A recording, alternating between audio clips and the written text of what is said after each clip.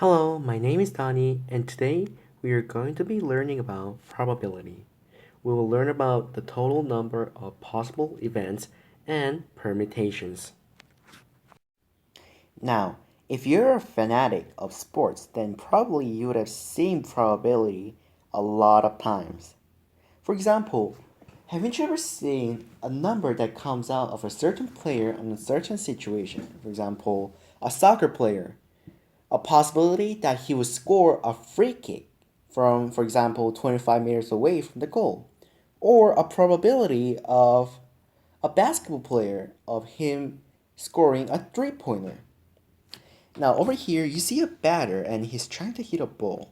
Let's say the total number of times he has stood upon the batter's box in year 2016 is 500. Now let's say out of those 500, the number of times he has gotten a successful hit, counting a single, double, triple, home run, everything, is 150. Now here, 500 is the number of all the events that occurred to him when he was on the batter's box. For example, whether he was striked out, fly out, made a base on balls, a hit, all those events. And 150 out of those 500 is specifically the number of times he has gotten a hit. Now, if you change this into decimals, it becomes 0.3, or if you change this into percentile, it is 30%. This is probability. Probability, if we shorten it to a single sentence, in my definition, is number of certain events divided by number of possible events. Okay, let's take another example. Let's say Willy Wonka from the movie Charlie and the Chocolate Factory has decided to do another event of selling out golden tickets. And let's say that on a remote region A, there's gonna be only 100 chocolates in total, but Willy Wonka himself was generous enough to have 3 golden tickets out of those 100 chocolates. Let's say you go to this village A and you are the first to buy the chocolate. There's full 100 chocolates, nobody has ever bought any, but you are the first. What would be the probability of you getting a golden ticket? The probability of you buying all the chocolates is 100. And probability and the number of events that could happen that you get the golden tickets is 3. So 3 divided by 100 becomes 0.03. If you change that to percentile, it is 3%. This is the probability. Let's take a practice problem.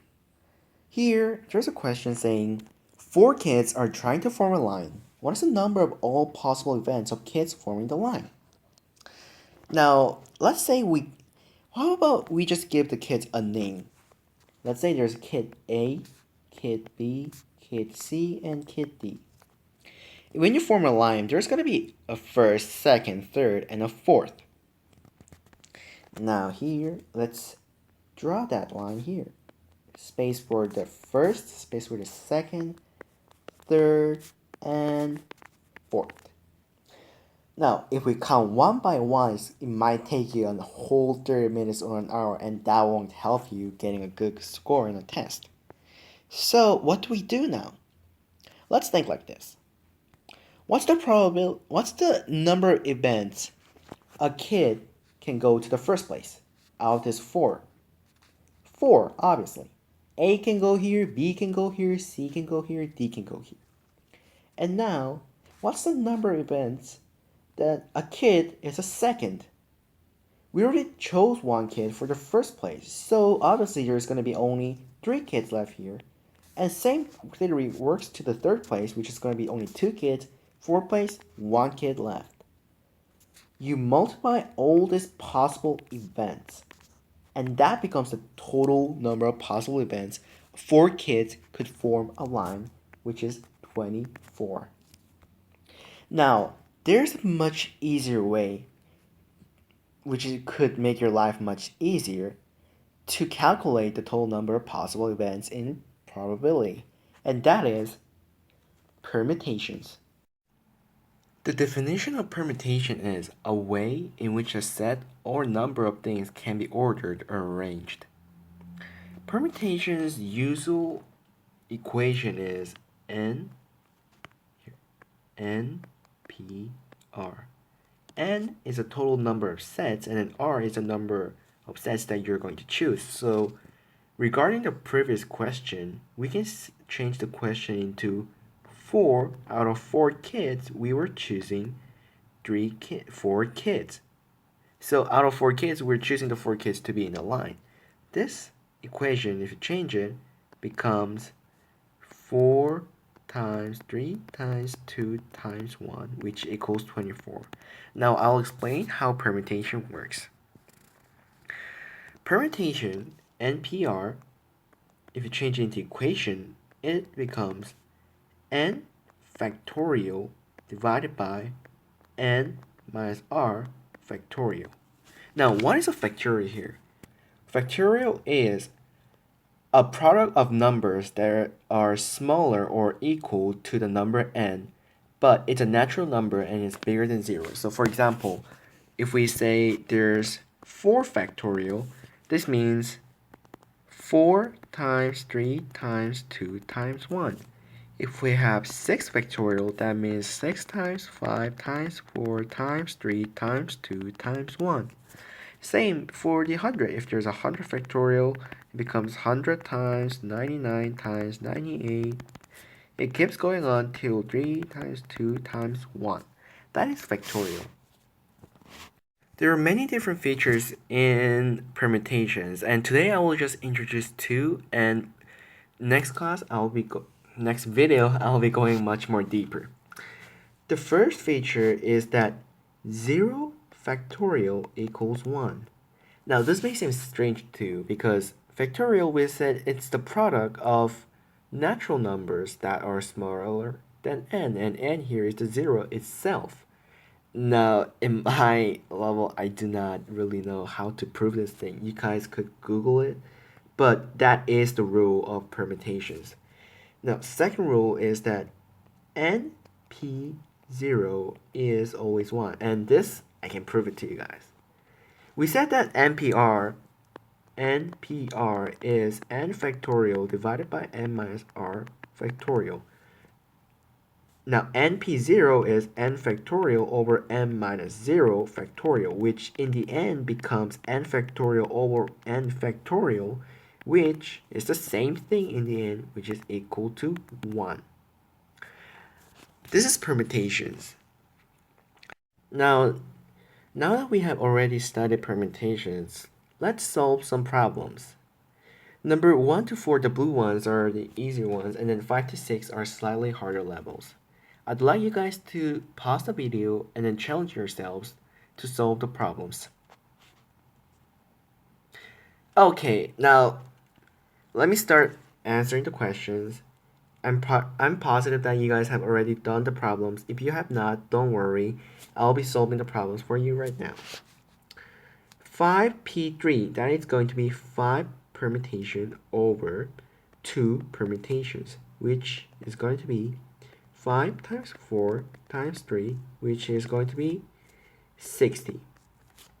10p3, that is going to be 10 permutation over 10 minus 3 equals 7, so 7 permutation, which is going to be 10 times 9 times 8, which is going to be 720. 99p permutations, 99 is equal to 99 permutation over 0 permutation. 0 permutation, we said that it's 1, so answer, you can just leave it as 99 permutations because 99 factorial, sorry, which is going to be a gigantic number. 8 permutation 0, 8p0 is going to be 8 factorial over 8 factorial, which is going to be 1. Now here we see that 6px equals 120. So this would mean that 6 factorial over 6 minus x factorial is going to be 120. 120, if we factor it, is 6 times 5 times 4. So 6 times x has to be a number that is 1 smaller than 4, which is going to be 3. 6 minus x equals 3, x equals 3. For number 6, we see the same question. 11px equals 990. 11px equals 990. It's the similar question as number 5. This would mean 11 factorial over 11 minus x factorial is 990. 990, if you factor it, is 11 times 10 times 9. So in here, if we simplify this equation, it means that it's going to be only 11 times 10 times 9, which means 11 minus x has to be 8. 11 minus x has to be 8, so that all the product of numbers smaller than 8, from 8 to 1, has to be cancelled out from the numerator and the denominator. So 11 minus x equals 8, x equals 3 over here again. Now before we end, there's one thing I would like you guys to notice. That thing is that permutation can be used only when the order of the set matters. What does this mean? Let's use the example we used previously. We had a kid named A, B, C, and D, and we put them into a certain order. Now, when we put them into an order, is A, B, C, D, and D, C, B, A the same? No. This is the time when the order matters. But there are some other cases which the order of the set does not matter. And when this happens, we use a thing called combination to calculate the possible number of events. We'll be discussing about this in the future soon. That's it for today. Thank you for watching my video. Please give me comments about what you think about the video, or if you have any questions, send me an email or leave it as a comment. Thank you.